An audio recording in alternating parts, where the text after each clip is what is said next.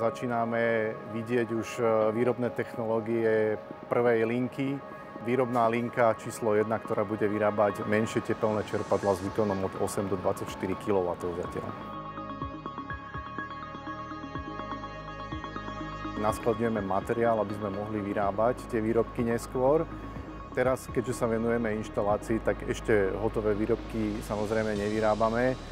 Tie sa začnú vyrábať až niekedy od apríla tohto roku, a aby sa postupne mohli dostať na trh. Vyrábame vzduchotechniku, ktorú tu máme aj nainštalovanú. Hala je veľmi moderne zariadená, čo sa týka spotreby energií a emisí. Zariadenia vedia kúriť, chladiť už aj vo výrobných priestoroch. Zhruba do konca marca ešte stále budú prebiehať určité inštalačné a zaškolovacie práce.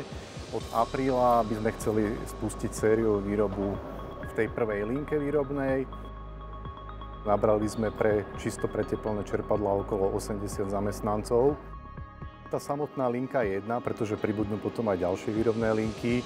Má zhruba 30 pracovísk a samozrejme na každom tomto pracovisku budú tieto výrobky montovať pracovníci. Nie je to úplne plne automatizované, predsa len teplné čerpadlo je veľmi komplexné zariadenie, ktoré musia montovať aj ľudia. Táto práca ale je vhodná aj pre ženy, aj pre mužov a počítame aj s tým teda, že to rozdelenie aj v tej výrobe bude niekde 50% na 50%. Sú tu najmodernejšie vozíky alebo najmodernejšia vysokozdvižná technika, ktorá pomáha ľuďom zaskladňovať materiál až do výšky skoro 15 metrov v tomto sklade, ale stále to nie je bezobslužný sklad. To je len jeden z 3 skladov, ktorý máme v novom závode.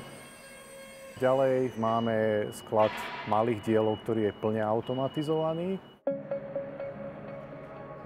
ktorý v podstate dokáže plne automaticky obslúžiť veľkú časť výroby a dodať tie malé diely do výroby tam, kde ich je potrebné. A vo výstavbe teraz máme automatizovaný výškový sklad, ktorý má výšku až 42 metrov. Ten sklad bude plne automatizovaný. Snažíme sa v spolupráci s obcov rekonštruovať okolité cesty. Na to máme pripravený postupne projekt a do toho sa chceme púšťať v tomto roku. Istebné aj z dlhodobého historického hľadiska, vlastne tým, že to bolo Oravské ferroviárske závody od nejakých 50. rokov, celé Istebné sa rozvinulo tým pádom, že prišla fabrika, vystavali sa tu byty, vystaval sa kultúrny dom. Aj teraz čakáme, že keď takáto veľká investícia tu nám príde, tak takisto Hoval sa bude aktívne zapájať, aj sa zapája vlastne do tohto života vlastne v obci Istebné.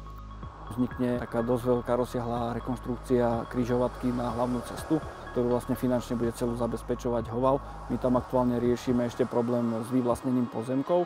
Vzniknú nové odbočovacie pruhy a ten vstup do obce sa zjednoduší. Práve, že sa pýtajú ľudia, že kedy sa tá výroba vlastne rozbehne, kedy budú vlastne také nábory, lebo už vidia, že tá budova sa vlastne dostávala. Momentálne máme asi 320 zamestnancov, zhruba 80 zamestnancov vo výrobe tepelných čerpadiel, to sú aj administratívne aj výrobní zamestnanci. A očakávame, že tá sériová výroba sa rozbehne niekedy od apríla tohto roku. Ten nábor zamestnancov bude taký pozvolný. Stále naberáme aj veľa technických, najmä technických pozícií, konštruktérov, špecialistov, procesných inžinierov, pretože stále platí to, že sa tu vytvára vývojové stredisko a konštrukčné stredisko pre tepelné čerpadlá, čo nás veľmi teší.